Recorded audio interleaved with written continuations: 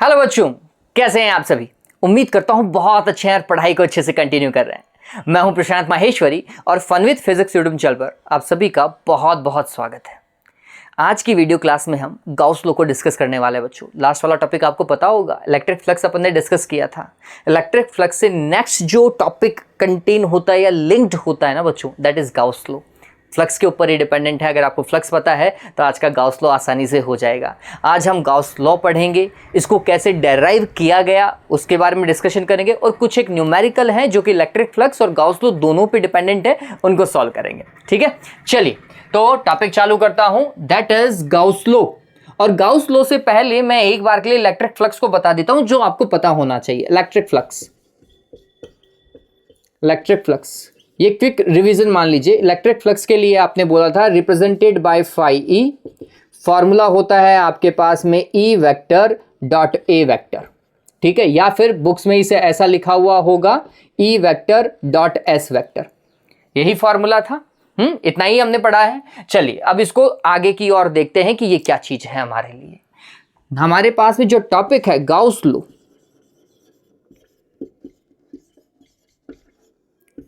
ये topic electric flux के बारे में क्या बताता है। तो ये टॉपिक ये बोलता है कि लेट्स सपोज कीजिए बच्चों कि आपके पास में इलेक्ट्रिक फील्ड के अंदर कोई एक सरफेस है। ठीक है, ये एक सरफेस मान लीजिए, इलेक्ट्रिक फील्ड के अंदर कोई सरफेस है ना, और इस सरफेस से कितना फ्लक्स लिंक है वो कौन बता सकता है? गाउस लॉ बता सकता है। ठीक है, वापस से इलेक्ट्रिक फील्ड के अंदर आपने एक इमेजिनरी शेप को अज्यूम किया और उस इमेजिनरी शेप से कितना फ्लक्स आउटगोइंग है या उस इमेजिनरी शेप से कितना फ्लक्स रिलेटेड है, लिंक्ड है, वो आप किससे कैलकुलेट करेंगे? गाउस लॉ से कैलकुलेट करेंगे। गाउस लॉ एक सिंपल पार्ट है, सिंपल मैथमेटिकल टूल है जिसके थ्रू आप इजीली फ्लक्स को कैलकुलेट कर सकते हैं। ठीक है, ये क्या काम करता है? ये आपके इलेक्ट्रिक फ्लक्स को मतलब फाई को चार्ज से रिलेट करता है कि चार्ज और फाई में क्या रिलेशन है, वो किसके थ्रू पता चलेगा बच्चों? गाउस लॉ के थ्रू आपको पता चलने वाला है। ठीक है, ये बात तो अब ये क्या बताता है वो समझिए। गाउस लॉ ये बोलता है कि इलेक्ट्रिक फील्ड में अगर आपके पास में कोई शेप है, इमेजिनरी गाउसियन सरफेस है, उस इमेजिनरी शेप को क्या बोला गया है? गाउसियन सरफेस बोला गया है। तो उस गाउसियन सरफेस के थ्रू जितना फ्लक्स लिंक है, वो फ्लक्स इस शेप में जितना चार्ज है, टोटल चार्ज जो इस शेप में होगा, लेट्स सपोज करो यहां पर चार्ज Q1 है, यहाँ पे चार्ज Q2 है, यहाँ पे चार्ज Q3 है, यहाँ पर चार्ज Q4 है, यहाँ पर Q5 है। इनमें से कुछ पॉजिटिव होंगे, कुछ नेगेटिव होंगे। ठीक है, तो इस शेप ने जितने चार्ज को अपने पास में एनक्लोज कर रखा है, उस चार्ज का 1/ε टाइम्स होता है। वापस से जो टोटल फ्लक्स होता है, वापस से समझिएगा, अकॉर्डिंग टू गाउस लॉ किसी भी इमेजिनरी शेप से जितना इलेक्ट्रिक फ्लक्स लिंक होता है, वो इलेक्ट्रिक फ्लक्स जो है उस शेप में एनक्लोज्ड टोटल चार्ज, उस शेप में जितना चार्ज एनक्लोज्ड है, क्यू एनक्लोज लिख लीजिए या फिर बुक्स में इसे समीशन क्यू भी लिखा जाता है। ठीक है, इस चार्ज का कितना टाइम्स? 1/ε टाइम्स होता है। और अगर मैं वैक्यूम की बात करूं तो मैं इस चीज को क्या लिखूंगा? एप्सिलॉन नॉट टाइम्स लिखूंगा, या फिर आप इसे ऐसा लिख सकते हैं डिवाइडेड बाय एप्सिलॉन नॉट। लेकिन एप्सिलॉन नॉट कब? जब वैक्यूम की बात कर रहे हैं। अगर आप यही काम मीडियम में कर रहे होते तो फिर इस एप्सिलॉन नॉट के साथ में एप्सिलॉन आर भी आता, जिसे आप सिंपली एप्सिलॉन बोल देते लास्ट में। ठीक है, चलिए तो वापस से total flux linked with a closed surface, closed Gaussian surface is always equals to the 1/ε times of the total charge enclosed inside the closed surface. ये कौन बताता है? गाउस लॉ बताता है। अब इसका मतलब समझिए, अगर किसी सरफेस के पास में नेट चार्ज है, अगर किसी सरफेस के पास में नेट चार्ज है तो फ्लक्स है, और अगर नेट चार्ज है ही नहीं तो फ्लक्स भी नहीं है। ये बात ध्यान में रख लीजिए। कुल मिलाकर के उनका कहना यही है कि सारा का सारा फ्लक्स का लेना देना चार्ज से है। चार्ज है तो फ्लक्स की संभावना है, चार्ज नहीं है या फिर नेट चार्ज जीरो है तो फिर फ्लक्स भी जीरो है। दिमाग में रहेगा, ये बहुत सिंपल सा है। चलिए तो ये दिमाग में रहा, सिंपल सा है। लिख लेते हैं इसको, थ्योरम को लिख लेते हैं कि ये थ्योरम क्या बोलती है। तो हमने लिखा according to Gauss law,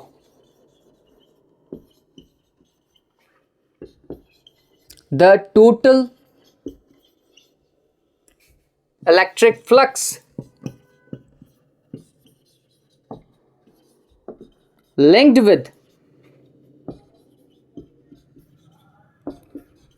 the closed Gaussian surface is always 1 upon epsilon naught times of total charge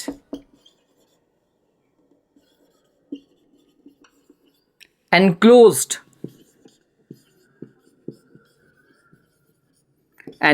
within the surface,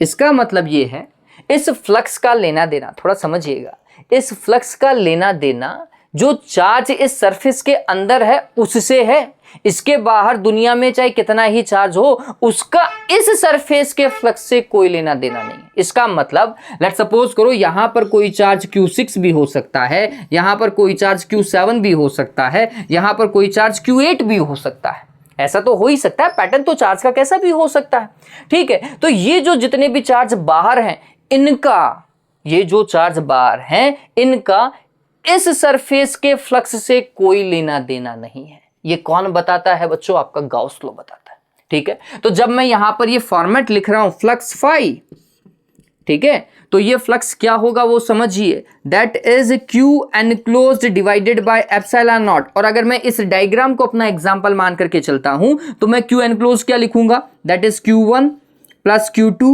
plus Q3 plus Q4 plus Q5, यही तो चार्ज एनक्लोज्ड है, divided by epsilon not in vacuum, ठीक है, comma लगा कर लिख दीजिएगा in vacuum. Done हुआ ये, ठीक है। अगर यही काम उसे मीडियम में करना होता तो क्या होता, एप्सिलॉन नॉट के साथ में एप्सिलॉन आर भी आता है, इस बात को ध्यान में रख लीजिएगा, ठीक है। तो अगर यही काम किसमें किया जाता, मीडियम में, तो हम लिख देते हैं Gauss law in medium, Gauss law in medium. यही फ्लक्स आपका क्या होता, ये होता Q एनक्लोज, चार्ज तो उतना का उतना मीडियम रखने पर चार्ज के ऊपर कोई इंपैक्ट नहीं पड़ता, लेकिन ये जो एप्सिलॉन नॉट है इसके साथ में एप्सिलॉन आर भी आ जाता है, डाइलेक्ट्रिक कांस्टेंट भी आ जाता है, ठीक है, जिसे आप कुछ ऐसा भी लिख सकते हैं Q enclosed divided by epsilon. बताओ भाई, epsilon naught into epsilon r, epsilon लिखा जाता है नहीं लिखा जाता, ये इतना ही है और कुछ नहीं है, ठीक है। जल्दी से उतार लीजिए, ध्यान में रखिएगा कि फ्लक्स का लेना देना बाहर वाले चार्ज से नहीं है। उतार लिया इतना, हाँ चलो। अरे बहुत सिंपल है रे यार, ये बहुत ज्यादा सिंपल है, ठीक है। तो फॉन्ट तैयार हुआ आपके पास में। अब हम ये प्रूव करेंगे कि भैया ये गाउस लॉ आया कहां से, तो आंसर है कुलाम्स लॉ से। कुलाम्स लॉ और गाउस लॉ इंटर रिलेटेड हैं, एक दूसरे से बने हुए। कुलाम्स लॉ जो है वो इनवर्स स्क्वायर लॉ को क्या करता है, फॉलो करता है। आपको पता होगा कुलाम्स लॉ क्या करता है, इनवर्स स्क्वायर रूल को फॉलो करता है। इसी तरीके से गाउस लॉ भी क्या करता है, इनवर्स स्क्वायर रूल को फॉलो करता है। ये बात ध्यान में रखिएगा, दोनों एक ही चीज को फॉलो करते हैं, इस चीज को हमें दिमाग में रखना है, ठीक है। चलो मैं प्रूफ बताता हूं कि भैया ये गाउस लॉ बना कैसे होगा, है ना, इसको मैथमेटिकल उसने कैसे एक्सप्रेस किया होगा। तो हम लिख लेते हैं प्रूफ ऑफ गाउस लॉ, या फिर आप इस चीज का ये भी लिख सकते हैं डिडक्शन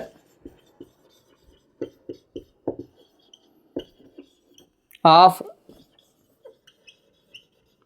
गाउस लॉ, ठीक है। गाउस लॉ को कैसे डिड्यूस किया जा सकता है वो अपन देखने की कोशिश कर रहे हैं, और बहुत सिंपल है बच्चों, डेरिवेशन बहुत ज्यादा सिंपल है। देखिए क्या कीजिए, मान लेते हैं हमारे पास में कोई चार्ज है Q, ठीक है, और इस Q चार्ज से R रेडियस का हमने एक क्या मान लिया है, स्फेरिकल गाउसियन सरफेस मान लिया। इस Q चार्ज को एनक्लोज करने के लिए, इस Q चार्ज को एनक्लोज करने के लिए हमने क्या किया है, एक स्फेरिकल गाउसियन सरफेस अज्यूम किया है, ठीक है। तो बोल रहा है कि इस स्फेरिकल गाउसियन सरफेस से कितना फ्लक्स बाहर निकलेगा या कितना फ्लक्स लिंक होगा, वो कौन बताएगा? डेफिनेटली गाउस लॉ बताएगा और बोलेगा कि Q divided by epsilon not answer आना चाहिए। अब ये आया कैसे वो अपन डिस्कस करते हैं, ठीक है। इसके लिए हमने क्या किया, हमने बोला कि आपने स्क्वायर अज्यूम किया है ना, चलिए तो r डिस्टेंस पे आप एक पॉइंट मान लीजिए P, अरे इतना तो काम कर ही सकते हैं, ठीक है।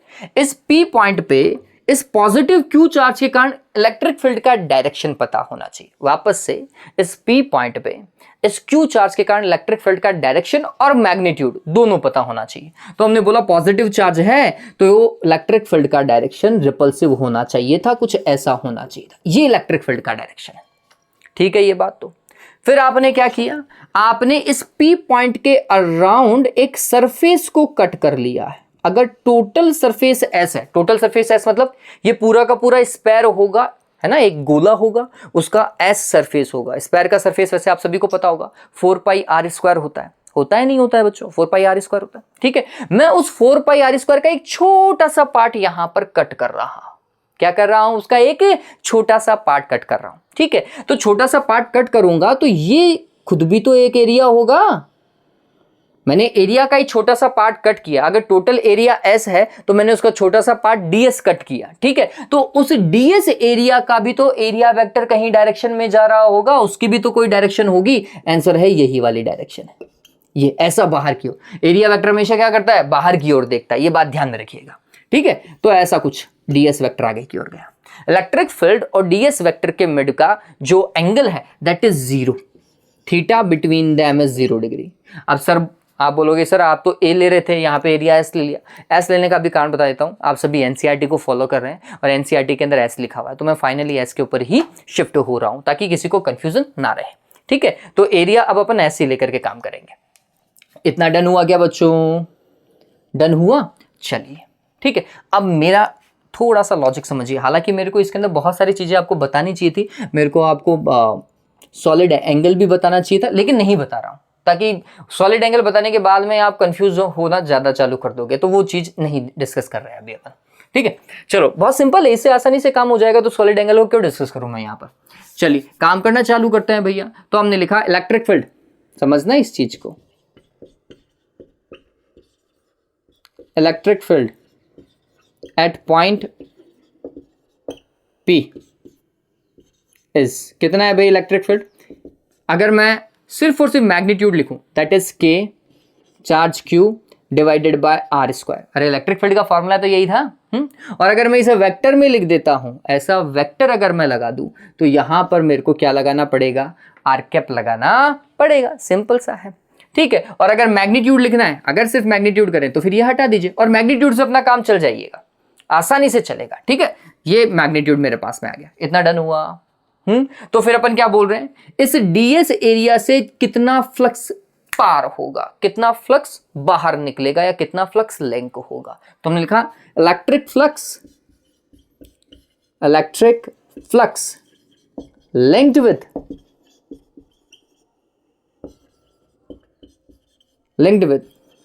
ds एरिया, ठीक है। ds एरिया से कितना पार्ट हो रहा है, बाहर निकल रहा है, कितना लिंक हो रहा है वो देख रहे हैं। तो हमने लिखा इलेक्ट्रिक फ्लक्स क्या होता है बच्चों, फाई होता है। टोटल फ्लक्स फाई होगा तो छोटे से पार्ट के कारण डी फाई हो सकता है, तो हमने लिखा that flux is d phi, ठीक है। वो फ्लक्स कितना है, डी फाई है। और डी फाई कैसे लिखा जाएगा उसका भी अपने आप में एक पैटर्न है। तो हमने बोला इलेक्ट्रिक फील्ड तो E था, लेकिन एरिया आपने कितना कट किया, ds कट किया। E इंटू एस लिखते हो ना, फ्लक्स को क्या लिखते हो आप, E vector dot S vector लिखा करता है, नहीं लिखा करता है। अगर मेरे को छोटे से पार्ट के लिए चाहिए तो इलेक्ट्रिक फील्ड तो मेरा उतना का उतना था। हर एक पॉइंट पे देखो, इस स्क्वायर का हर एक पॉइंट r डिस्टेंस पर है और हर एक पॉइंट पे इलेक्ट्रिक फील्ड का वैल्यू क्या होगा, सेम होगा। यहां पर भी अगर आप इलेक्ट्रिक फील्ड देखते ना तो KQ डिवाइडेड बाय r² ही होता बच्चों।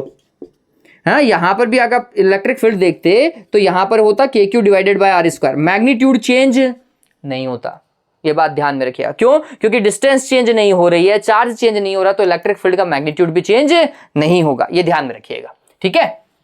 चलिए अभी तो हटाओ इस चीज को, काहे को डायग्राम को खराब करो।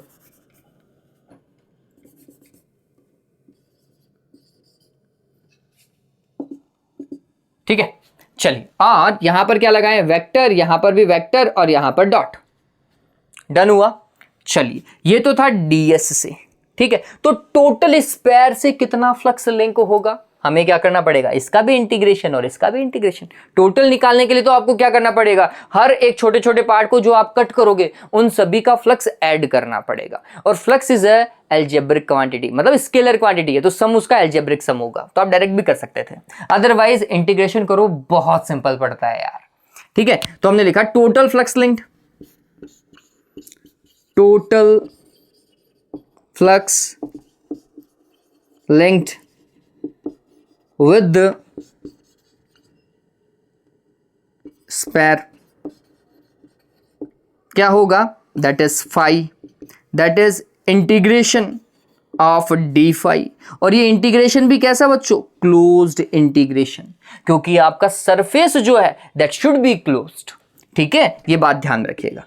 तो यहां पर भी मैं इसको क्लोज्ड करूंगा इंटीग्रेशन के साथ में। ये जो सर्किल दिखाई दे रहा है ये बता रहा है कि आप क्लोज्ड इंटीग्रल कर रहे हो।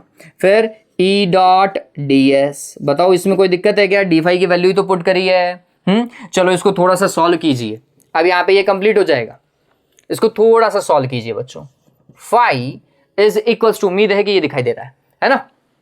फाई इज इक्वल्स टू क्या होगा बच्चों, वो देखिए, तो हमने लिखा closed integration E D S cos theta, और कॉस थीटा में थीटा का वैल्यू आप देखेंगे तो 0 डिग्री आएगा बच्चों। तो यहां पर अपन ने लिखा कॉस 0, कॉस 0 का वैल्यू 1 होता है, तो हमने लिखा ई डी एस, कॉस 0 का वैल्यू तो 1 हो गया। ई तो आप देखेंगे हर जगह मैंने आपको बताया था ई का मैग्नीट्यूड सेम है, तो ई इज कांस्टेंट, ई क्या है, हर जगह कांस्टेंट है। तो आप सिर्फ और सिर्फ इंटीग्रेशन किसका करेंगे, ds का करेंगे, ds का करेंगे तो ये देखो ये फ्लक्स है भैया, ये फ्लक्स है और ये इंटीग्रेशन का साइन है, पता चले तुम इसको फ्लक्स बना दो, फिर क्या होगा, e ऐसा का ऐसा, ds का इंटीग्रेशन करूंगा तो मेरे पास में क्या आएगा, s आएगा। What is s, total area of sphere, है ना। ts से आप करते हो नहीं करते हो वो, और एरिया ऑफ स्फेयर कितना होता है भैया, 4 पाई आर स्क्वायर। तो मैं सारी वैल्यू एक साथ पुट करता हूं, इलेक्ट्रिक फील्ड का वैल्यू कितना, k q divided by r square, multiplied area कितना, 4 पाई आर स्क्वायर, ठीक है।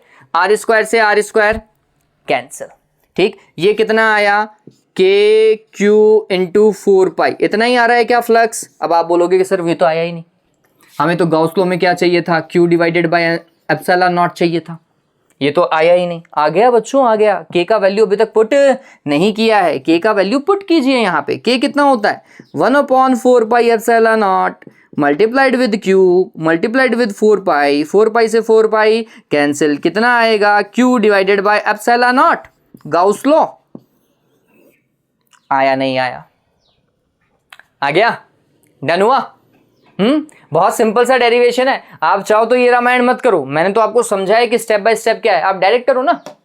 ये लाइन लिखो, total electric flux linked with the surface, और यहां से काम करना चालू करो, कहीं कोई दिक्कत नहीं है, 5 लाइन में आपका आंसर आ जाएगा। ठीक है, बात समझ में आई क्या।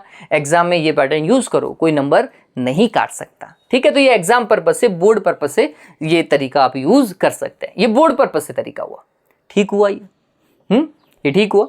चलिए अब इलेक्ट्रिक फ्लक्स कब आप अप्लाई करेंगे, गॉस लॉ में ये सरफेस कैसे चूज करनी चाहिए, इसको थोड़ा सा डिस्कस करते हैं कि इस सरफेस के चूज करने से क्या इंपैक्ट पड़ता है, वो अपन डिस्कस करेंगे।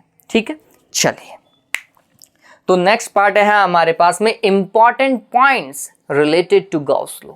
इतना डन हुआ क्या, स्क्रीनशॉट ले लो, स्क्रीनशॉट ले लो। ओके, चलिए इसके बाद में देखो बच्चों, हम इंपॉर्टेंट पॉइंट्स को डिस्कस कर रहे हैं जो हम जब गॉस लॉ अप्लाई करेंगे ना बच्चों, तब हमें वो पता होना चाहिए।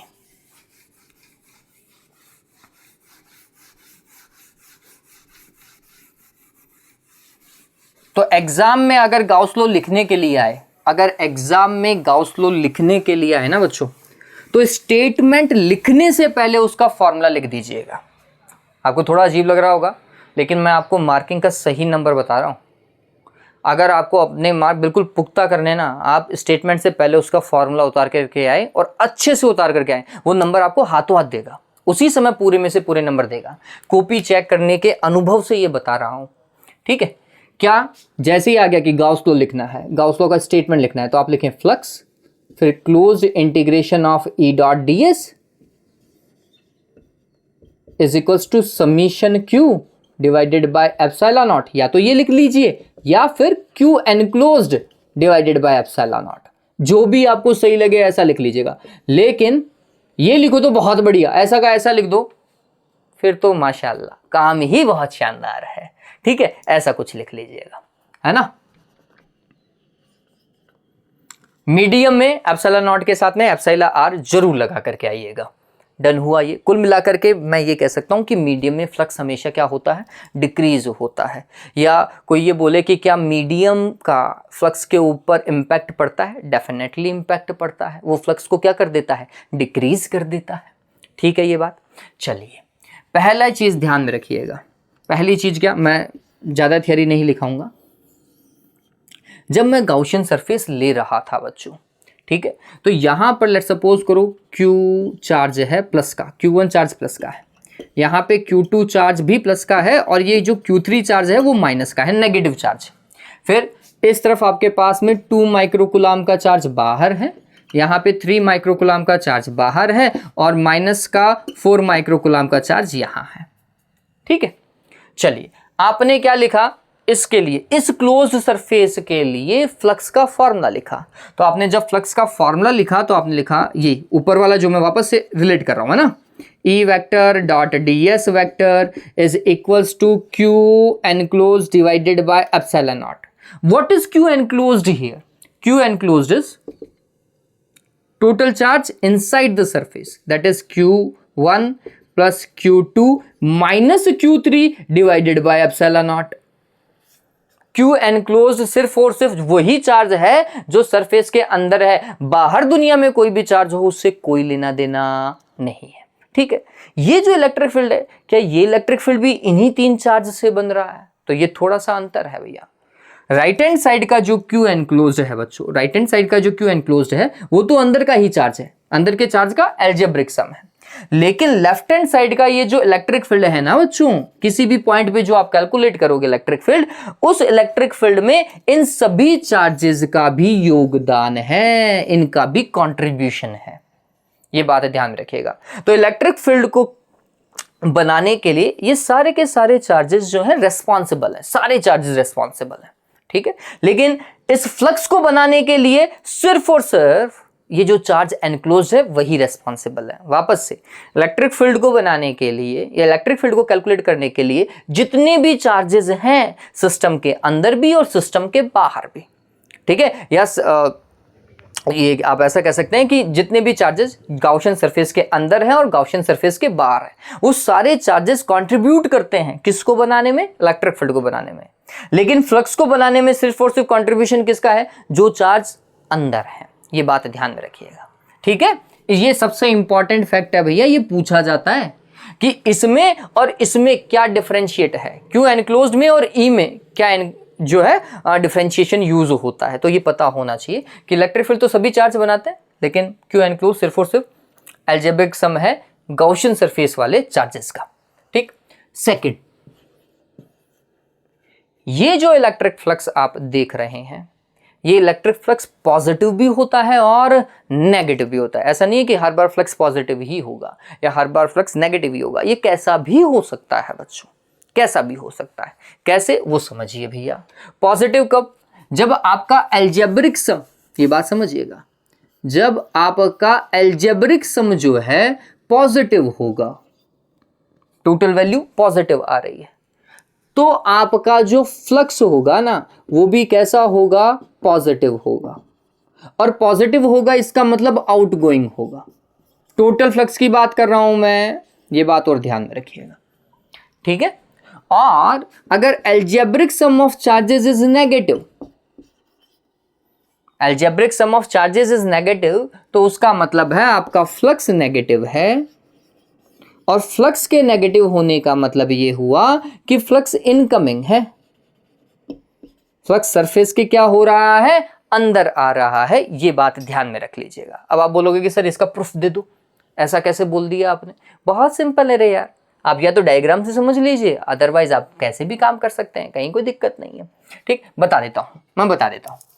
चलिए पहले तो फॉर्मूला से समझ लीजिए, मैं इस वाले को डील करवा रहा हूं कि फॉर्मूला से कैसे पता चला आउटगोइंग है। तो समझिएगा, मेरे पास में ये कोई सरफेस है ना, और इस सरफेस का फ्लक्स ऐसा जा रहा है बाहर, यू कुछ ऐसा। इसका एरिया वेक्टर भी अगर आप देखते तो एरिया वेक्टर भी इधर देख रहा है।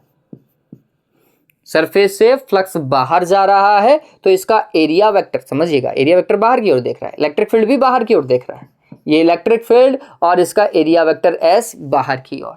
ठीक, तो जब आप फ्लक्स का फॉर्मूला लिखेंगे तो आप लिखेंगे ई एस कॉस, दोनों के मिड का एंगल, दोनों सेम डायरेक्शन में, दोनों सेम डायरेक्शन के अंदर है, ये बात ध्यान में रखिएगा। ठीक है, तो ई एस और यहां पर क्या लिखा जाएगा, कॉस जीरो लिखा जाएगा। क्या लिखा जाएगा, कॉस जीरो लिखा जाएगा। अगर ये कॉस जीरो है तो फिर यहां पर ये सिर्फ और सिर्फ ई एस ही रह गया मैग्नीट्यूड, और ये कैसा है, प्लस का है भैया, ये पता चला। चलिए, अगर ऐसे नहीं डिफरेंशिएट कर पा रहे हो तो इसका एक और तरीका बताता हूं, इससे आपको पता चलेगा कि ये दोनों चीजें एक साथ डिस्कस हो जाएंगी, दोनों चीजें हैं। इसको ऐसा लो बच्चों, कुछ ऐसा ले लेते हैं, एक क्यूब मान लेते हैं। अरे ये तो मान ही सकते हो, एक क्यूब मान लो अपने पास में ना। ठीक, और इलेक्ट्रिक फील्ड के अंदर रखा हुआ है, तो ऐसा आ रहा है इलेक्ट्रिक फील्ड यू। ठीक है, यू ऐसा इलेक्ट्रिक फील्ड ई आ रहा है। तो पहले तो इस सरफेस को देखो, ये वाले को, ये सरफेस दिखाई दे रहा है ना, ये कुछ ऐसा, ये कुछ ऐसा, ये वाला सरफेस, इस सरफेस की बात कर रहा हूं। ये सरफेस इधर देख रहा है भाई, इसका एरिया वेक्टर इधर देख रहा है, और इलेक्ट्रिक फील्ड भी ऐसे पास हो रहा है, इलेक्ट्रिक फील्ड भी ऐसा, एरिया वेक्टर भी ऐसा, इलेक्ट्रिक फील्ड ऐसा, एरिया वेक्टर भी ऐसा। एंगल कितना डिग्री इस सरफेस के लिए, 0 डिग्री। एंगल 0 डिग्री है तो इसका मतलब क्या हुआ भैया, फॉर्मूला देखो, E S cos zero, cos zero का वैल्यू 1, आपका आया E S, outgoing flux positive. इस वाली सरफेस की बात करो, इस वाले की, इसका मतलब बुक का मेरी तरफ वाला पार्ट, पहले अपन इस वाले पार्ट की बात कर रहे थे, अब मैं इस वाले पार्ट की तरफ देख रहा हूं जो मेरी तरफ है। अब ये वाला जो सरफेस है ना बच्चों, ये मेरी तरफ देख रहा है, ऐसा, ये मेरी तरफ देख रहा है।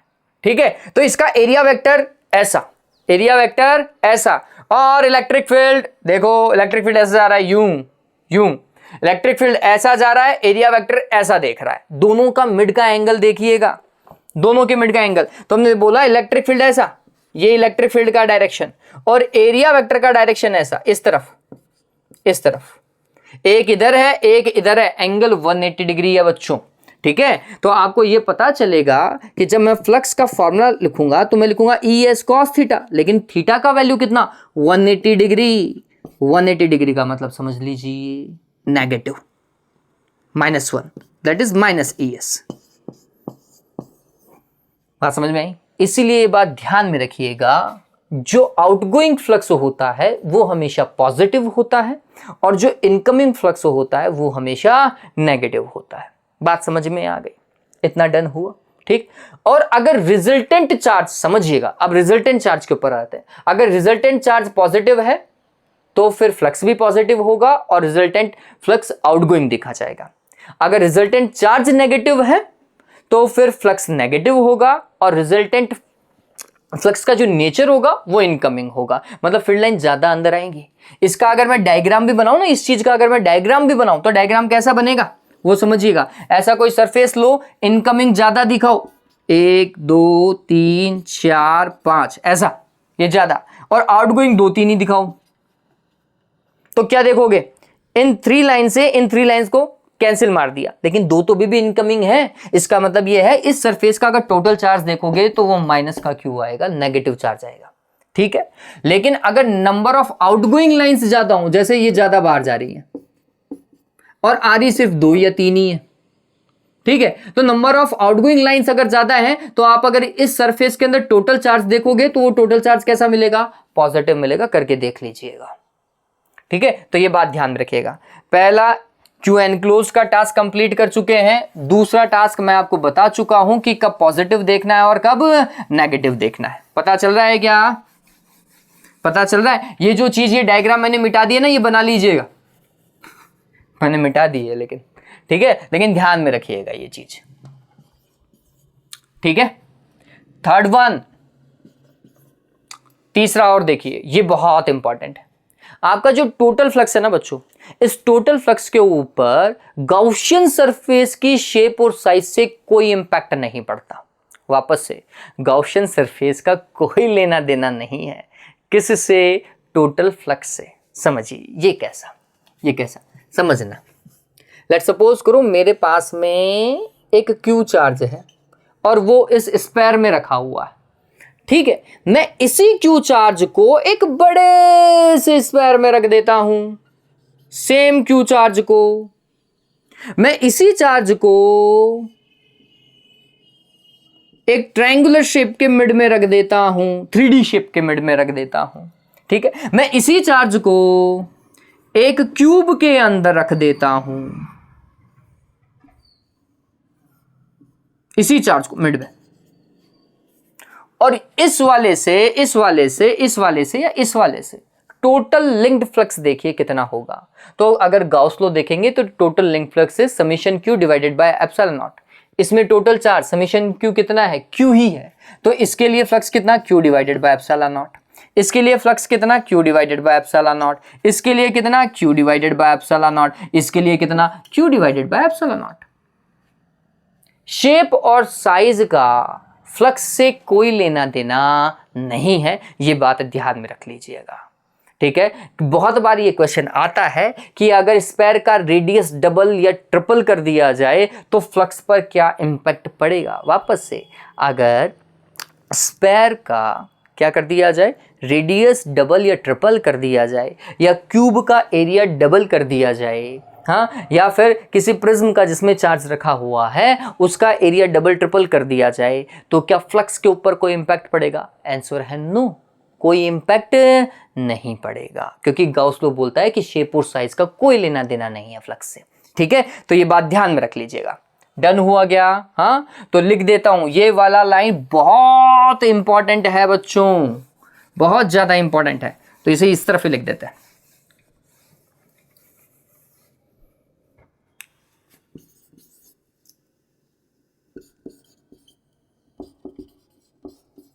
No impact on electric flux if shape and size of Gaussian surface is changed।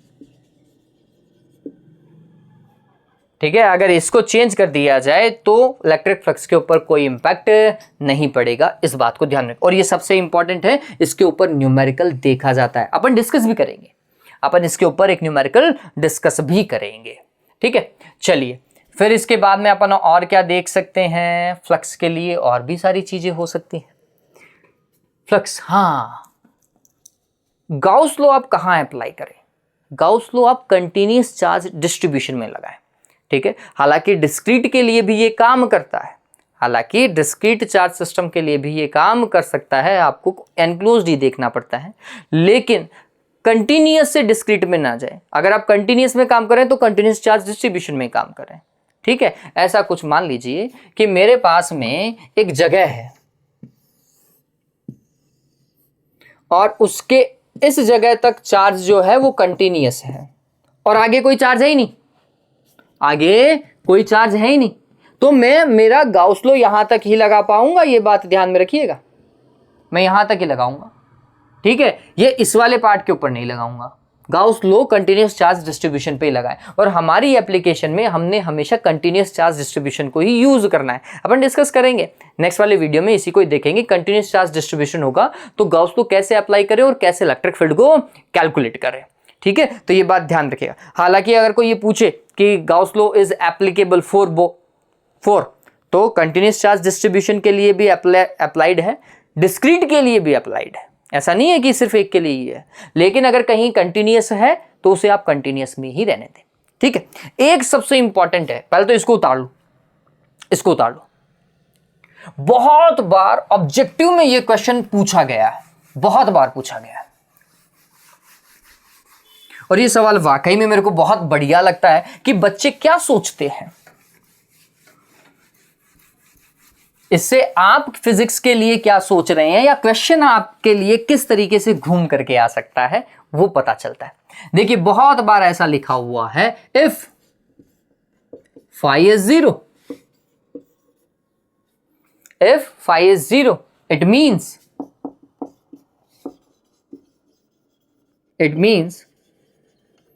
there is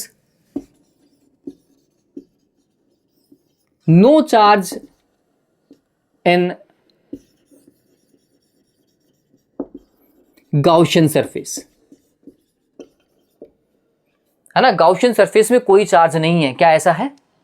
तो आप क्या बोलेंगे? आप बोलेंगे ये लो phi is equals to q divided by epsilon naught, enclose लगा देता हूं। फिर फाई क्वेश्चन के अंदर 0 बोला है तो 0 रखा, तो q enclose is equals to q enclose divided by epsilon not is equals to 0। इसका मतलब q enclose is equals to 0।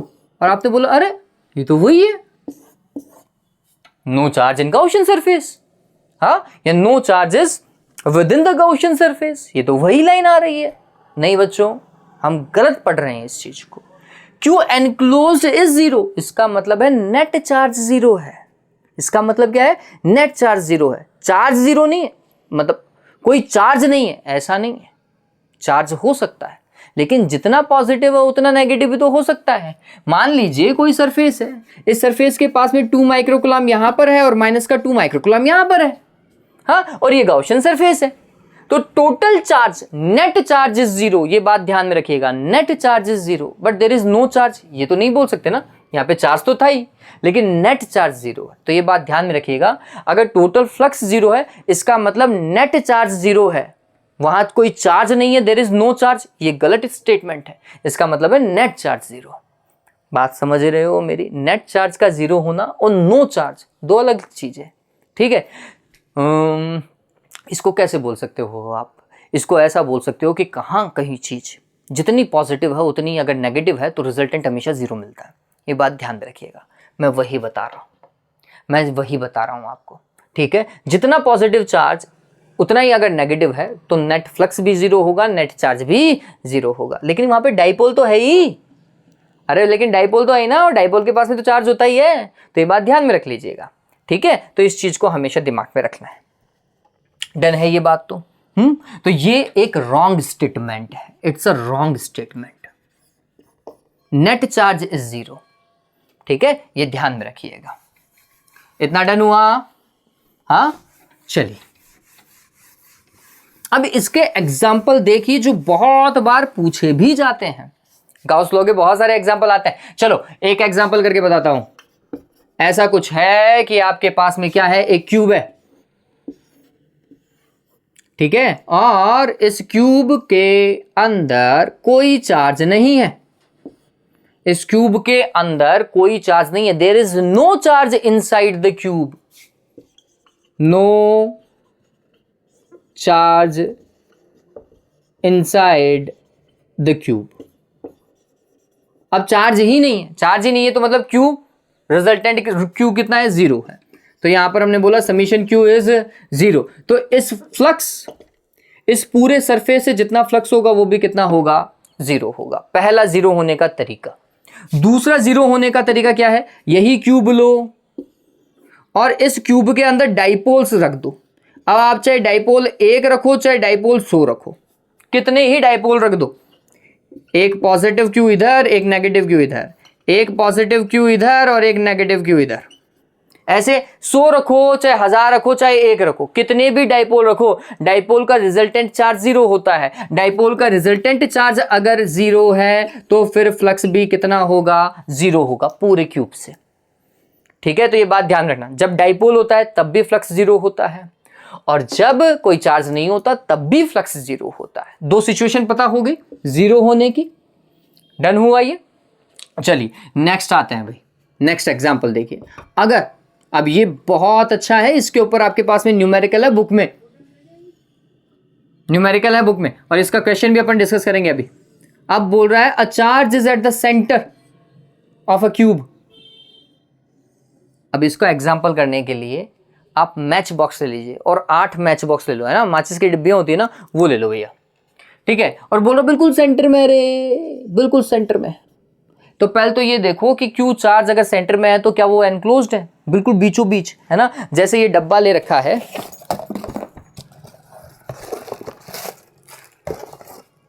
जैसे ये डब्बा, ये क्यूबॉइड है हालांकि, लेकिन मैं क्या करूं, ये क्यूब लिया, इसको क्यूब मान लेते हैं, और चार्ज को इसको बिल्कुल बीचों बीच में रखा, और ये सब कुछ बंद ले, है ना, इसको क्या कर दिया, बिल्कुल पेटी पैक बना दिया इसको, कहीं से चार्ज दिखे ही नहीं, इस तरीके से मैंने इसको बंद कर दिया है, ठीक है। तो हम बोलेंगे क्या चार्ज एनक्लोज्ड है, आंसर है हाँ चार्ज एनक्लोज्ड है। तो फिर फ्लक्स देखो, अब फ्लक्स के 2 पार्ट देखेंगे। अब फ्लक्स के कितने पार्ट देखेंगे, 2 पार्ट। एक तो पूरे क्यूब से देखेंगे फ्लक्स, और एक ये जो फेसेस है ना इसकी फेसेस कैसी है, स्क्वायर है, स्क्वायर फेसेस है, ठीक है। तो एक फ्लक्स से कितना, सॉरी, एक फेस से कितना फ्लक्स होगा और पूरे क्यूब से कितना फ्लक्स होगा, दोनों चीज देखेंगे। तो पूरा क्यूब को देखा तो हमने बोला पूरा क्यूब, पूरे क्यूब से कितना, पूरे क्यूब से कितना, तो आंसर है summation q divided by epsilon naught. Summation q का वैल्यू कितना, Q divided by epsilon not. Done, इतना ही है। चलिए नेक्स्ट टास्क के ऊपर आओ। नेक्स्ट टास्क क्या है भैया, इस फेस से कितना होगा। तो पहले ये सोचिए कि ये क्यूब कितने फेस से बना हुआ है, आंसर है 6, ये तो 5 ही हुए, 6 फेसेस से बना हुआ है, ठीक है। तो 6 फेस से कितना है, इतना फ्लक्स, 6 फेस से कितना है, इतना फ्लक्स हो रहा है। तो हमने बोला 6 फेस से कितना फ्लक्स है, Q divided by epsilon not. तो एक सिंगल फेज से निकालना है हमें, तो एक सिंगल फेज से कितना होगा, एक सिंगल फेज से इसका 1/6 टाइम होगा क्या, अरे होगा नहीं होगा, था सिंपल, ठीक है। बस ये ध्यान में रखो कि चार्ज आपका क्या होना चाहिए था, एनक्लोज होना चाहिए था। फिर इसके बाद में देखिए, इतना डन हुआ ना, इतना डन हुआ, हाँ। अब इसके बाद में ये यहाँ वाला पार्ट थोड़ा सा कम रह गया है, फालतू में हट जाएगा। नेक्स्ट देखिए, जल्दी से स्क्रीनशॉट लो इस चीज का, जल्दी से लो। अब इसके बाद में देखो, कोई जरूरी थोड़ी है कि चार्ज इसके सेंटर पे ही हो, हाँ, ये सेंटर में या अंदर कहीं पर भी हो, कोई दिक्कत नहीं है, इतना ही फ्लक्स आएगा। लेकिन अगर ये चार्ज किसी एक फेस पर आ गया, charge is at one of the face, charge कहां पर है, वन ऑफ द फेस पर है, charge is at one of the face, मतलब कुछ ऐसा, ये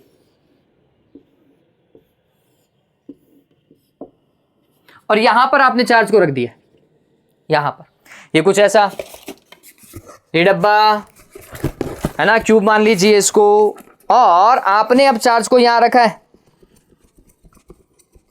यहां पर इधर रख दिया चार्ज को। तो क्या ये चार्ज एंटायरली एनक्लोज्ड है, अंदर है, नहीं भैया, बाहर दिखाई दे रहा है मेरे को इसका कुछ पार्ट, इसका आधा पार्ट अंदर की ओर है, आधा पार्ट मेरे को बाहर दिखाई दे रहा है। मैं इसको एनक्लोज कैसे करूं, एक ऐसा का ऐसा क्यूब सामने से लेकर के आ जाऊं, एक ऐसा का ऐसा क्यूब सामने से और लगा दूं। तो बताओ इसको ढक दूंगा क्या, पूरा का पूरा कवर कर दूंगा क्या, गौर करके देखो। एक माचिस की डिब्बी लो रे यार, क्या करो, एक माचिस की डिब्बी लो, है ना, और है एक मैच बॉक्स लो, ठीक है। मैंने आपको 8 के लिए कहा है, 8 ला करके रख लो भी जल्दी से, ठीक है। क्या करो, 8 माचिस के डिब्बों में से एक को लो और यहाँ पे चार्ज रखो। यहाँ पे चार्ज रखोगे तो इसको एनक्लोज करने के लिए आपको एक दूसरा मैच बॉक्स और चाहिए, एक दूसरा मैच बॉक्स और चाहिए। तो आपको यही करना पड़ेगा यहाँ पर, जैसे ही दूसरा मैच बॉक्स लेकर के आओगे चार्ज एनक्लोज हो जाएगा, ठीक है। अब टोटल फ्लक्स जो है बच्चों, ये कुछ ऐसा बच्चों, यू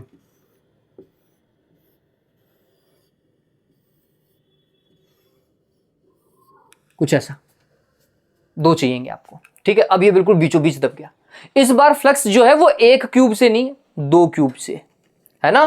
फ्लक्स कितने से, 2 क्यूब से, 2 क्यूब से फ्लक्स कितना भैया, चार्ज कितना था, Q divided by epsilon not. तो सिंगल क्यूब से फ्लक्स कितना होगा, Q divided by epsilon not, और उसमें कितना 2 का डिवाइड। मेरी बात को समझ रहे हो क्या? इस बार टोटल फ्लक्स जो है एक क्यूब से नहीं है, उस फ्लक्स को बनाने के लिए 2 क्यूब चाहिए थे। तुमने बोला 2 क्यूब से फ्लक्स कितना, इतना। तो एक सिंगल क्यूब से कितना फ्लक्स, सिंगल क्यूब से flux linked with single cube इतना है। चलिए बात समझ में आई। अब देखते हैं फेस पे कि एक फेस से कितना। तो समझना इस चीज को बच्चों, जब हम काउंट करेंगे ना तो एक क्यूब के पास में 6 फेज होते हैं।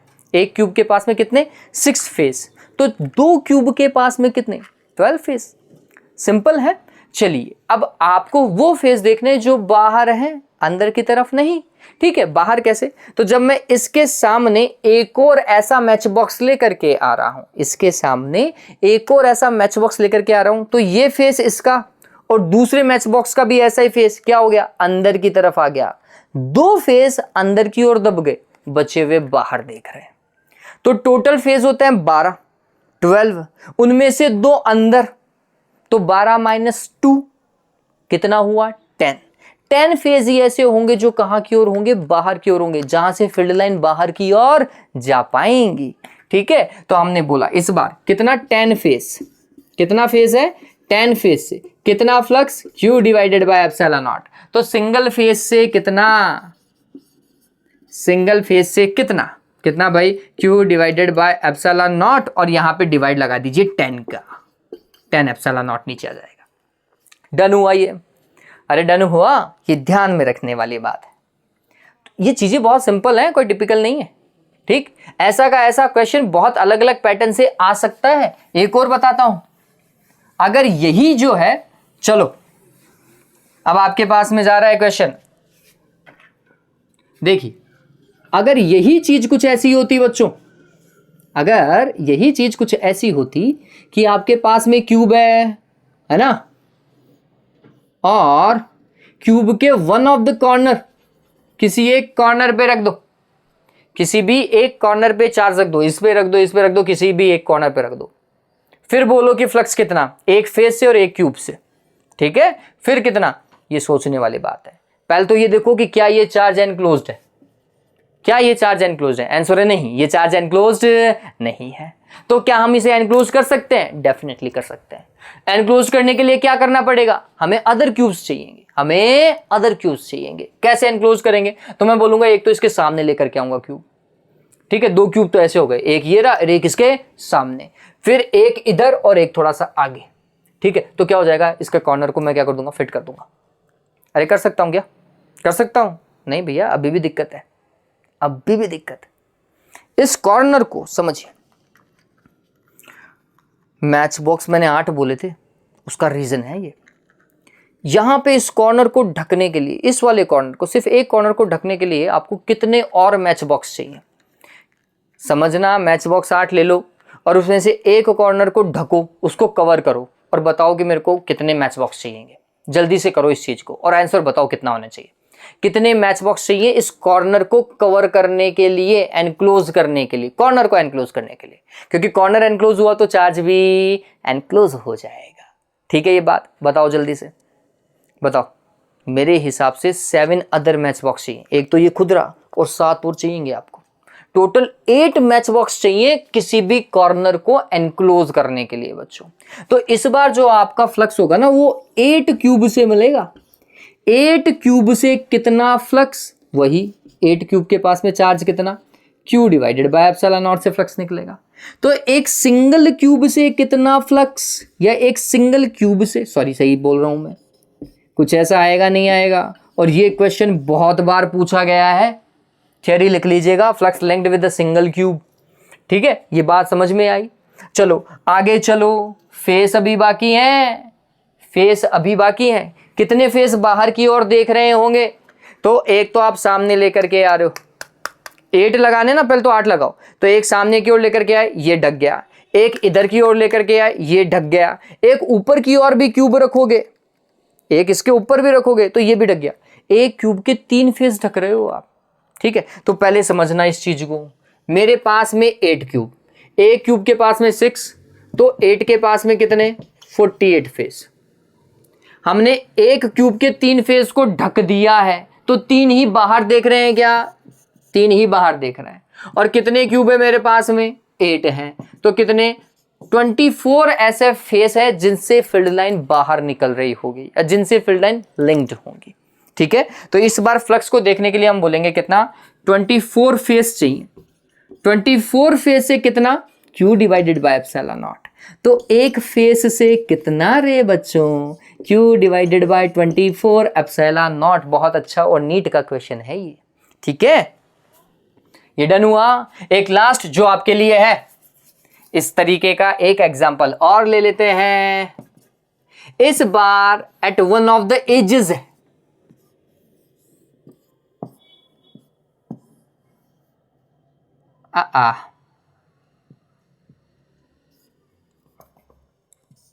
Eight one of the edges. One of the edges तो समझ रहे हो, ये एज, ये एक लाइन हो ना, इस लाइन के ऊपर है या फिर इस लाइन के ऊपर है, कोई भी एक लाइन ले लो, उस लाइन के ऊपर है। ठीक है, इस लाइन के ऊपर ही मान लो, चार्ज यहां पर है या फिर चार्ज इधर मान लो।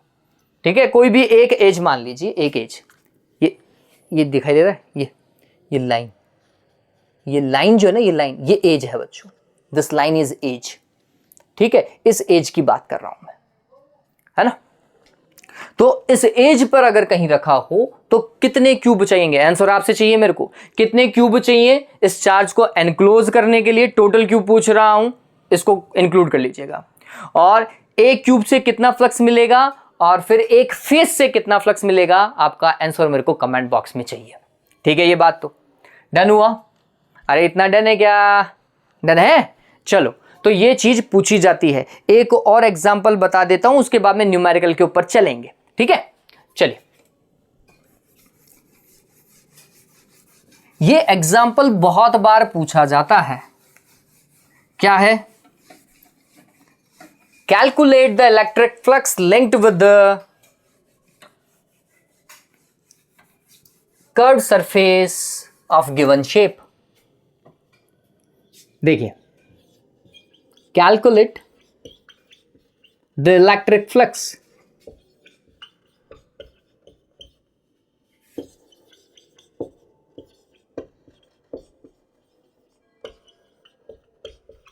linked with the curved surface of given hemisphere, of given hemisphere. ठीक है, आपको एक हेमिस्फेयर दिया हुआ है और वो इलेक्ट्रिक फील्ड में रखा हुआ है। इलेक्ट्रिक फील्ड ऐसा है भाई, इलेक्ट्रिक फील्ड ऐसा, ठीक है। और उसमें हेमिस्फेयर को ऐसा रखा है यू। हेमिस्फेयर तो सभी जानते हो,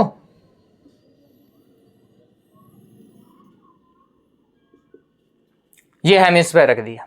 इलेक्ट्रिक फील्ड का डायरेक्शन पता चल रहा है क्या, ये ए पार्ट है और बोल रहा है कि इसके इस वाले पार्ट से कितना फ्लक्स लिंक है, इसके इस पार्ट से कितना फ्लक्स लिंक है, ये कैलकुलेट करना है। बहुत सिंपल है क्वेश्चन, बहुत सिंपल है, बस बेसिक लॉजिक। पहले तो ये देखो कि क्या क्वेश्चन में कहीं चार्ज की बात की है, नहीं।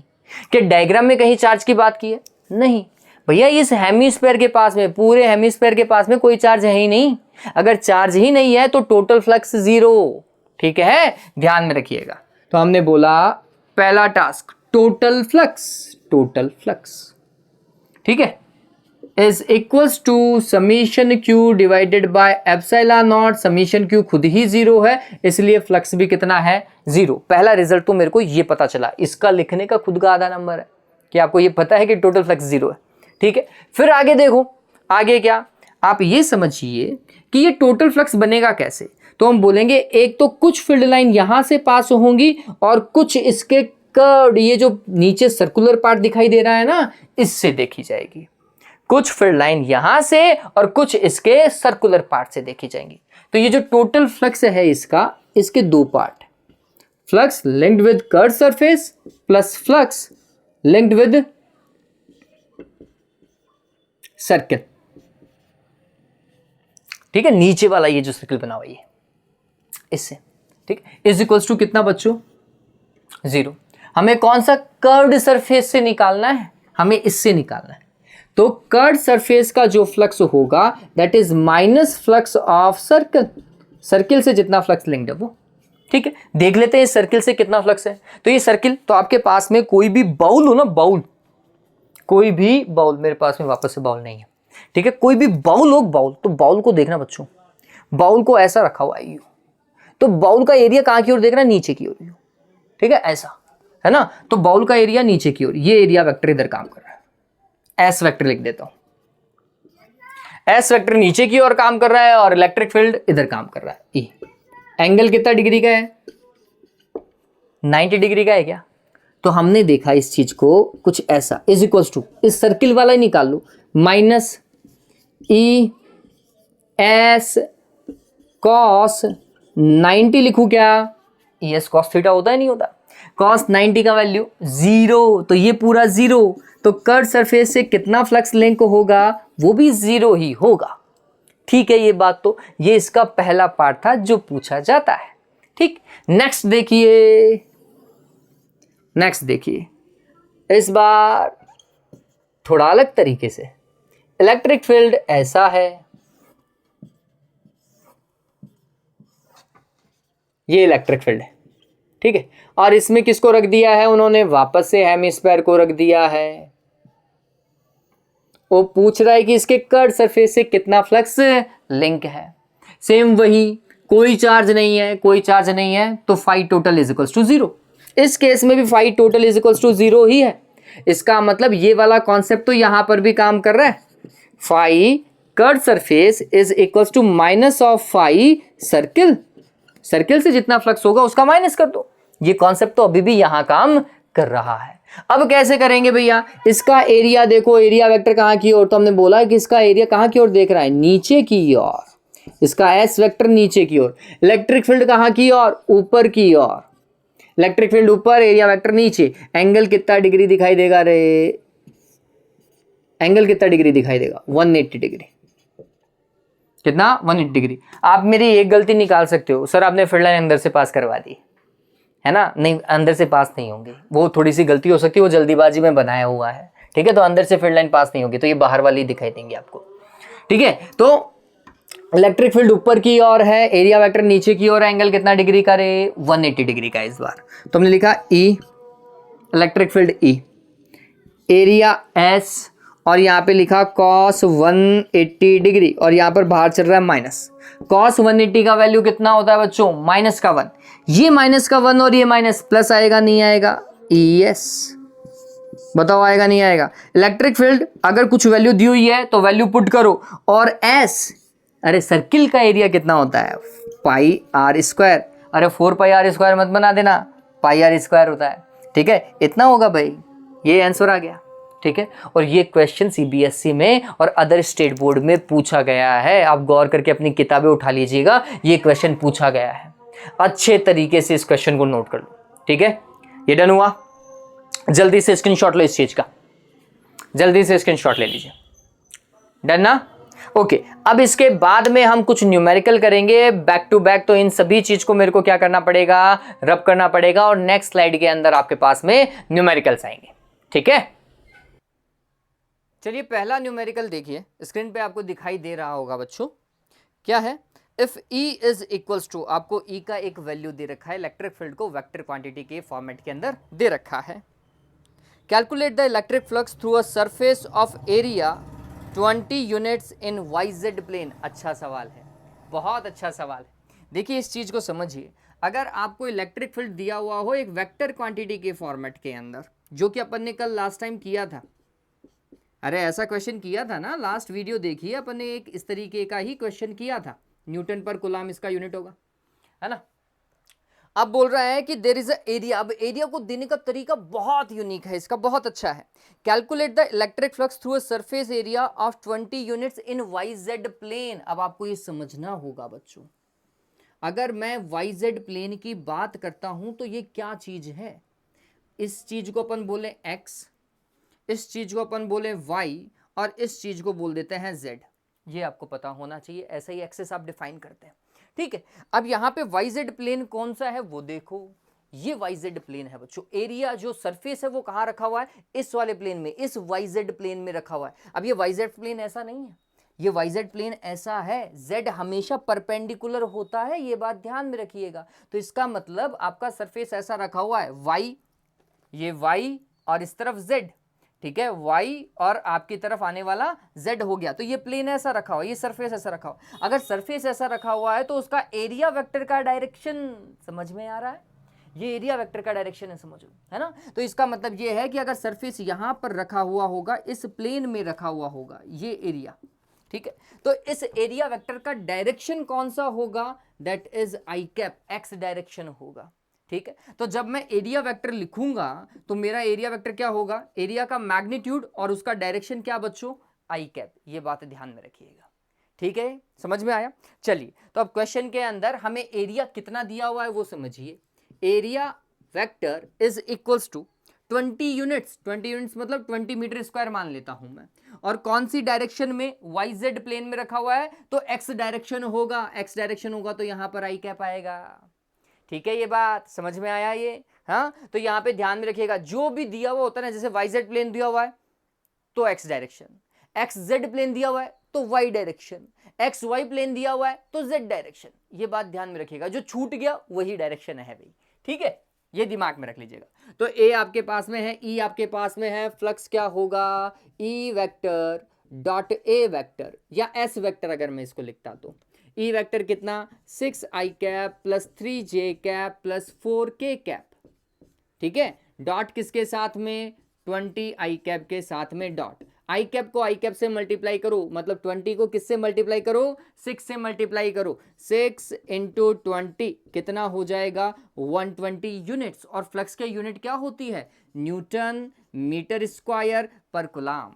बताओ, सिंपल सा क्वेश्चन था नहीं था, अरे था, देता हूं, बहुत सिंपल क्वेश्चन है, ठीक है। चलिए नेक्स्ट देखिए, इतना डन हुआ ना, इतना डन हुआ। चलिए नेक्स्ट क्वेश्चन की तरफ आते हैं, नेक्स्ट क्वेश्चन देखते हैं।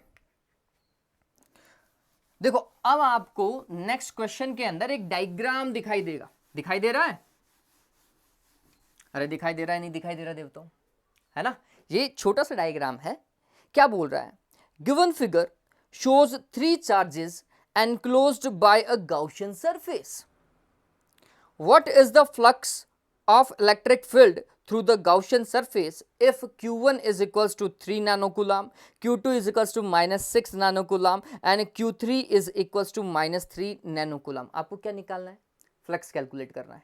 चार्ज दिया हुआ है, अगर चार्ज दिया हुआ है तो हम फ्लक्स कैलकुलेट कर सकते हैं, बशर्ते कि वो चार्ज एनक्लोज्ड होना चाहिए, यही तो बात है। चलो काम करना चालू करते हैं देवताओं।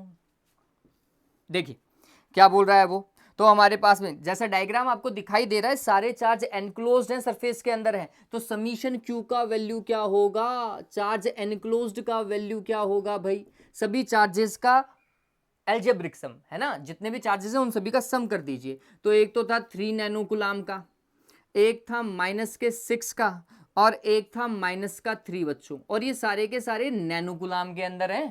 कितना हो जाएगा, 3 से 3 तो कैंसिल, माइनस का 6 नैनोकुलाम, नैनोकुलाम का मतलब क्या होता है बच्चों, 10 to the power -9, that is the charge, ठीक है भाई। आंसर कितना आएगा, flux enclosed, sorry flux linked with the surface, summation q divided by epsilon naught, summation q का वैल्यू कितना, -6 into 10 to the power -9 divided by epsilon naught, epsilon naught की value सभी को पता होनी चाहिए, 8.85 इंटू 10 टू द पावर -12।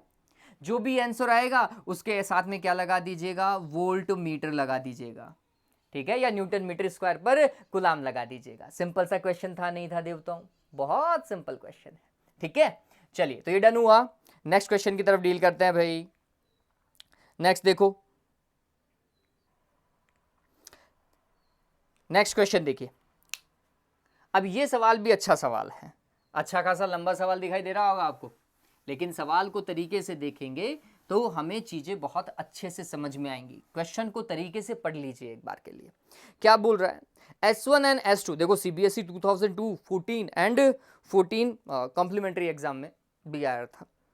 चलिए क्या बोल रहा है, S1 and S2 are the 2 concentric spheres enclosing charges Q and 2Q respectively as shown in figure. आपको फिगर बहुत अच्छे से दिखाई दे रहा होगा, ठीक है, फिगर में क्या है, एक S1 है और एक S2 है, स्पेयर है। S1 के अंदर Q1 चार्ज है और S2 के अंदर 2Q और Q दोनों चार्ज हैं। तरीके से देखो, आपको दिखाई देगा। ठीक है, चलो क्या बोल रहा है, पहले क्वेश्चन को अच्छे से रीड आउट कर लेते हैं। What is the ratio of electric flux through S1 and S2? सबसे पहले देखिएगा, मैं डायग्राम हटा रहा हूं और खुद बना रहा हूं। ठीक है, सबसे पहले देखो हमारे पास में क्या बोल रहा है, ये एक स्पेयर, ठीक है, और एक और स्पेयर। ठीक है ये बात। फिर एक Q चार्ज है जो कि यहां पर है और एक 2Q चार्ज जो है वो यहां पर है, इस वाले पार्ट में 2Q है और Q चार्ज इसमें। ये वाला आपका S1 सरफेस है और ये वाला कौन सा सरफेस है, S2 सरफेस है, अकॉर्डिंग टू क्वेश्चन अगर मैं काम करता हूं तो। अब क्या बोल रहा है बच्चों, what is the ratio of electric flux through S1 and S2? S1 और S2 से रिलेटेड फ्लक्स का रेशियो क्या होगा? तो पहले S1 देखो, अगर आप S1 को देखते हो तो S1 में सिर्फ और सिर्फ Q चार्ज ही एनक्लोज्ड है, तो मैं लिखूंगा flux linked with S1, flux linked with S1 that is charge capital Q divided by epsilon naught। ठीक है, नेक्स्ट देखो फ्लक्स लिंक्ड विद S2। अब जब आप S2 देखते हो तो इस S2 में 2Q चार्ज भी है और Q चार्ज भी है, तो हम लिखेंगे टोटल चार्ज कितना, Q plus 2Q divided by क्या बच्चों, अकॉर्डिंग टू गॉस लॉ नीचे तो एप्सिलॉन नॉट ही आएगा। ये कितना हुआ, 3Q divided by epsilon not. पता चला क्या? अरे पता चला? हाँ, चलिए अब आगे देखिए, हमें तो रेशियो ही निकालना है, तो हमने लिखा flux linked with S1 divided by flux linked with S2। Divide लगाओ, इसमें इसका डिवाइड लगाओ, एप्सिलॉन नॉट से एप्सिलॉन नॉट कैंसिल, Q से Q कैंसिल, रेशियो कितना आ रहा है बच्चों, 1/3। डायरेक्ट लिख दीजिएगा, कहीं कोई इशू नहीं है, आपने पहले ही फॉर्मेट बना करके दे दिया है उसको। ठीक है, आगे चलो, आगे देखो क्वेश्चन को। How will the electric flux through the sphere S1 change? S1 के थ्रू जो फ्लक्स रिलेटेड है वो कैसे चेंज होगा? If a medium of dielectric constant K is introduced in the space inside the S1 in the plane in place of air. अब थोड़ा सा तरीके से पढ़ो इस सवाल को, क्या बोल रहा है, क्या बोल रहा है, आप एक डाइलेक्ट्रिक मीडियम इंट्रोड्यूस कर रहे हैं यहां पर, है ना। अगर हम डाइलेक्ट्रिक मीडियम को, क्वेश्चन हटा होगा, डाइलेक्ट्रिक मीडियम को यहां पर रख देते हैं, ये आपका डाइलेक्ट्रिक मीडियम, ठीक है, और डाइलेक्ट्रिक मीडियम में वैल्यू कितनी है उसकी, K है ना, उसने K दिया है, डाइलेक्ट्रिक कांस्टेंट जो आप एप्सिलॉन R यूज करते हैं उसने क्वेश्चन में उसे K दिया है बच्चों, ये ध्यान में रखिएगा। ठीक है, तो अगर K डाइलेक्ट्रिक कांस्टेंट है और वो यहां पर रख दिया है, तो S1 से लिंक्ड जो आपका फ्लक्स है वो कैसे चेंज होगा, तो हमने बोला फ्लक्स। फ्लक्स, ये सेकंड क्वेश्चन है बच्चों, सेकंड क्वेश्चन है, फ्लक्स लिंक्ड विद S1 क्या होता है, summation Q divided by epsilon not, और अगर मीडियम है तो एप्सिलॉन R भी आ जाएगा।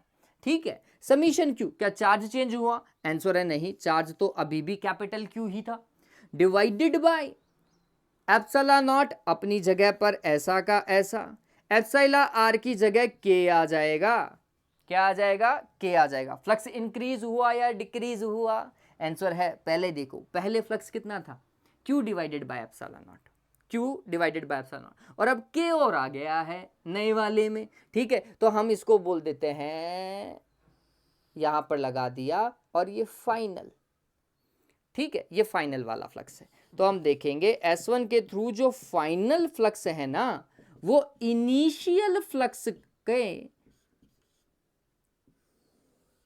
इनिशियल फ्लक्स में K का डिवाइड देने पर मिलेगा, कुल मिलाकर के फ्लक्स विल डिक्रीज। ठीक है, और हम यहां पर क्या बोलेंगे, इलेक्ट्रिक फ्लक्स विल डिक्रीज।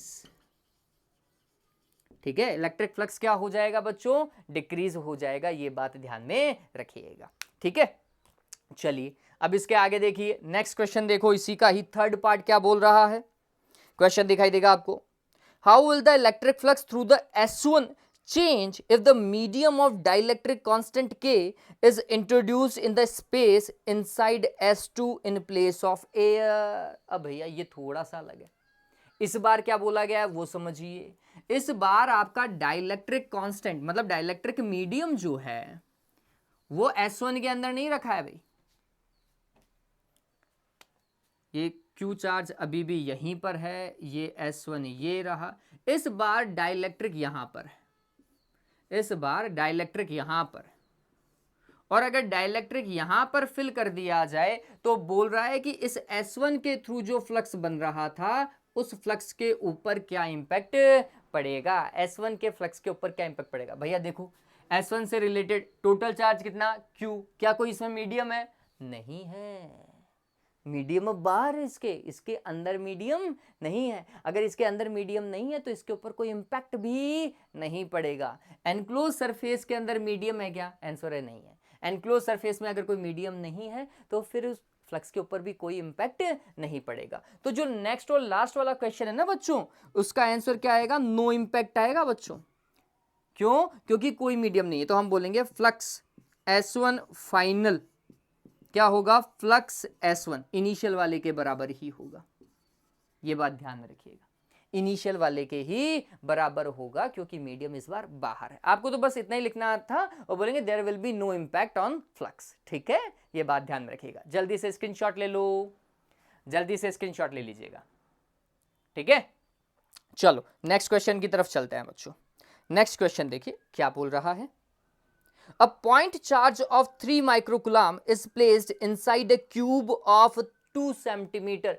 इस तरीके का क्वेश्चन बहुत बार पूछा जाता है, बहुत बार पूछा जाता है इस तरीके का क्वेश्चन।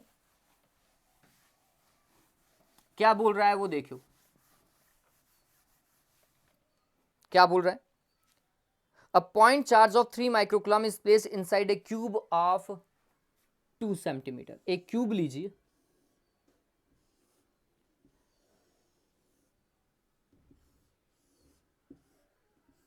और इस क्यूब में किसको प्लेस कर दीजिए? एक पॉइंट चार्ज को प्लेस कर दिए, बिल्कुल मिड में, क्यूब के बिल्कुल बक्से के अंदर की तरफ आपने क्या किया? एक पॉइंट चार्ज को प्लेस कर दिया है, और उस पॉइंट चार्ज की वैल्यू आपको दी हुई है, और सरफेस की हर एक साइड का वैल्यू भी आपको दिया हुआ है। ठीक है, find the electric flux through the whole cube. इस पूरे क्यूब से कितना फ्लक्स लिंक्ड होगा? आंसर है फर्स्ट का ही, बहुत सिंपल है। पूरे क्यूब में कितना चार्ज है? पूरे क्यूब में कितना चार्ज है, ये बात ध्यान में रखिएगा।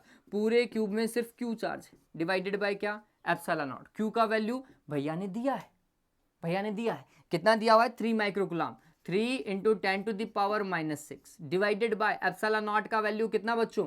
8.85 इंटू 10 टू द पावर -12, फिर वोल्ट मीटर या न्यूटन मीटर स्क्वायर पर कूलम। ठीक है, बहुत सिंपल सा क्वेश्चन था, पहला पार्ट बहुत सिंपल है इसका। नेक्स्ट देखिए, with each face of cube, ये वैसे अपन डिस्कस कर चुके हैं, सिर्फ एक फेस से देख लो, इस फेस से कितना फ्लक्स रिलेटेड होगा, या इस फेस से कितना होगा, या इस ऊपर वाले फेस से कितना होगा, सामने वाले से कितना होगा, या पीछे वाले से कितना होगा, उससे कितना फ्लक्स लिंक्ड होगा। तो हम क्या बोलेंगे समझिएगा, हमने बोला 6 फेस से फ्लक्स कितना भैया? 6 से फ्लक्स है 5 जो कि हमारे पास में। तो एक फेस से कितना फ्लक्स लिंक्ड होगा भैया? 5 में किसका डिवाइड लगा देंगे? 6 का डिवाइड लगा। अरे एक ही फेस से तो पूछा है, ईच फेस का मतलब हर एक फेस से पूछ रहा है वो, तो एक फेस का निकाल लीजिए।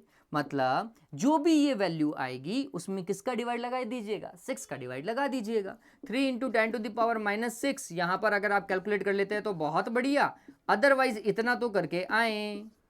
यहां पे 6 लिखा है मैंने, ठीक है, नीचे 6 और आ रहा है, ये बात ध्यान में रख लीजिएगा। एक फेस से पूछ रहा है ना, तो 6 का डिवाइड लगा दो। वैसे मैंने ये पैटर्न डिस्कस किया है। चलो आज का लास्ट क्वेश्चन देखिए क्या बोल रहा है, ये तो समझ में आया ना। चलो लास्ट क्वेश्चन देखो बच्चों, क्या बोल रहा है? A spherical Gaussian surface encloses a charge of 17.7 into 10 to the power -8 coulomb. अब ये तो इस चीज को समझिए, ये क्या बोल रहा है? एक स्फेरिकल गाउसियन सरफेस है, ऐसा बना लिया, और ये कितने चार्ज को एनक्लोज कर रहा है? 17.7 into 10 to the power -8 coulomb. इतने चार्ज को वो एनक्लोज कर रहा है, इतना चार्ज उसके अंदर है। Calculate the electric flux passing through the Gaussian surface. ये तो बहुत सिंपल सा हो गया इसका पार्ट 1, बहुत सिंपल हो गया बच्चों। क्या भाई? फ्लक्स पूछ रहा था, summation q divided by epsilon naught, formula लिखो, समीशन क्यू का वैल्यू कितना 17.7 into 10 to the power -8 divided by 8.85 into 10 to the power -12 volt metre. ठीक है, इतना हुआ। आगे काम करें। If the radius of Gaussian surface is doubled, मान लीजिए कि अभी रेडियस कितना है r है, अब बोल रहा है कि इसका रेडियस इंक्रीज कर दो और डबल कर दो, ऐसा ये 2r कर दो। ठीक है, if the radius is doubled how much flux would pass through the surface. अब सरफेस से, इस वाले सरफेस से कितना फ्लक्स पास होगा भैया, सरफेस के शेप और साइज को चेंज करने पर क्या इंपैक्ट पड़ता है फ्लक्स पर? डिस्कस किया था नहीं किया था बताओ? किया है ना। अपन को पता है कि भैया फ्लक्स पे कोई इंपैक्ट नहीं पड़ता अगर हम शेप और साइज, गॉसियन सरफेस की शेप और साइज को क्या कर दे, चेंज कर दे, क्योंकि चार्ज के ऊपर कोई इंपैक्ट नहीं पड़ रहा। अगर चार्ज उतना ही है तो फ्लक्स भी उतना ही है, तो हमने बोला there will be no impact,